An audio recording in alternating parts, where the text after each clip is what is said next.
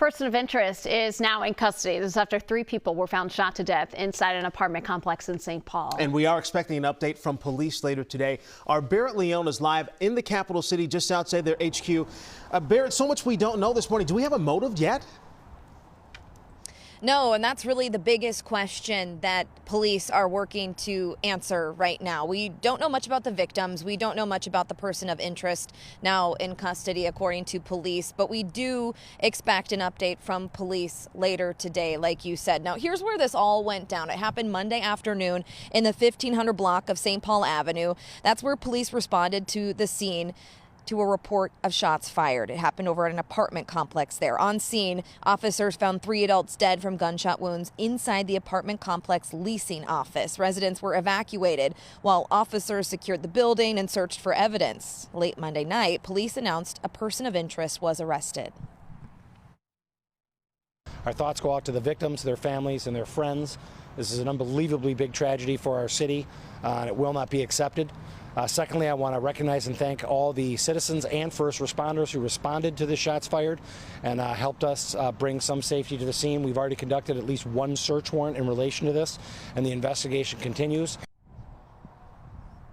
Ramsey County Medical Examiner's Office is handling the autopsy and the identification of the victims. Again, we do expect an update on this investigation from St. Paul Police sometime today. We'll be sure to update you once we hear from them.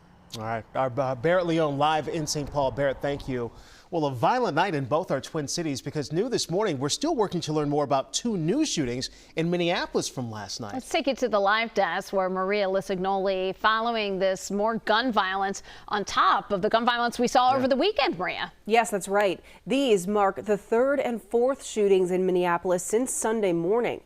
The first shooting at the bottom of the map happened in the early hours of Sunday morning in Uptown at Rain nightclub, injuring 9 people. Then on Sunday night, another shooting at 18th and Nicollet Avenue. 1 person died and 4 others were hurt.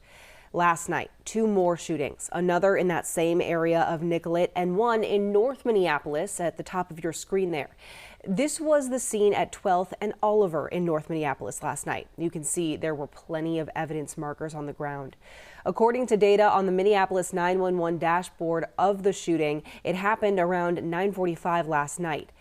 And here's a look at the scene from last night on Nicollet Avenue, the second shooting in that same area within a day. This happened around 10 p.m. So far, all we know is that there was a shooting there based off the Minneapolis 911 dashboard. The recent uptick in shootings has left residents feeling very worried. The gun violence is out of control. What will the Minneapolis Police Department and the chief, what preventative measures will they put in place to prevent this from happening? Coming up in the next half hour, the response from Minneapolis Mayor Jacob Frey along with gun violence prevention advocates. Because we still got a long way to go for the summer months. Maria, thank you. Now today, the Secretary of Defense and the chairman of the Joint Chiefs of Staff, they are set to testify on Capitol Hill. CBS News' Bradley Blackburn tells us it'll be their first appearance since this latest escalation of attacks between the U.S. and Iran in the Middle East. Overnight, the Pentagon said U.S. forces finished another round of strikes meant to degrade Iran's ability to attack ships in the Strait of Hormuz. We control the strait.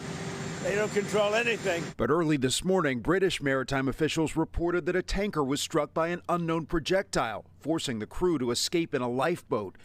While in Kuwait, air raid sirens rang out to warn of incoming Iranian missiles. Either side really has articulated their clear strategic objectives of what they hope to accomplish through this latest spurt of violence. On Capitol Hill, Democrats say they'll press for those objectives when Defense Secretary Pete Hegseth testifies before a Senate panel today. I intend to question Secretary Hegseth about the policies and the strategic decisions that led to this war and to its rising costs. In the tragic toll of war, 2 U.S. service members identified as 19-year-old Texas native Private Isabella Gonzalez and 25-year-old Hawaii resident First Lieutenant Tyler James Feehan, stationed out of Fort Bragg, were killed in Iran's attack on an American base in Jordan over the weekend. A third is missing. On social media, President Trump warned every time Iran kills an American soldier, they will pay for that killing many times over. Meanwhile, the State Department is cautioning Americans abroad to be extra vigilant, warning that Iran or groups aligned with Iran could seek to target them.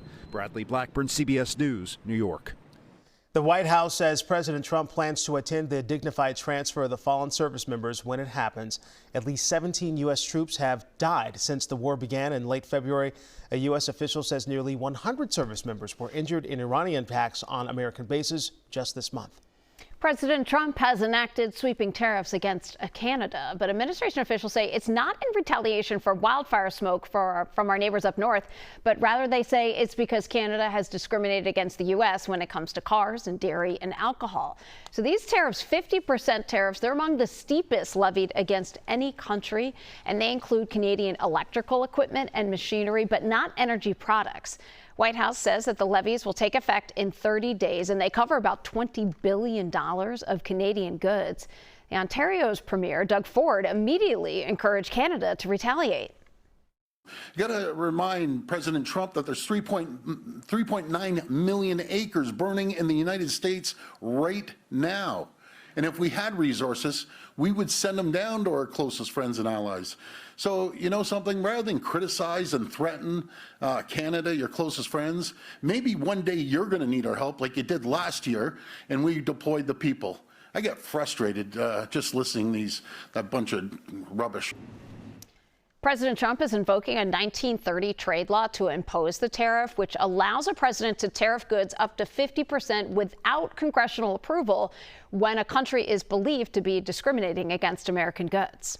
The FBI is investigating after an incident at a federal building in New York City Monday. The Bureau says a man poured gasoline at the employee entrance of a federal building and then set it on fire. See him pouring the gasoline right there? And there it is on fire. That building holds immigration hearings and houses ICE and FBI offices. The man also fired pellets with an airsoft rifle. Investigators found a sign that read, quote, "ICE off our streets." Officials say the suspect armed with 2 axes, a machete, and several knives as well. 3 people did have minor injuries, including an immigrant who was at the building for a hearing. That's according to officials. The man arrested is an Army veteran who served more than 20 years ago. Charges have not yet been filed.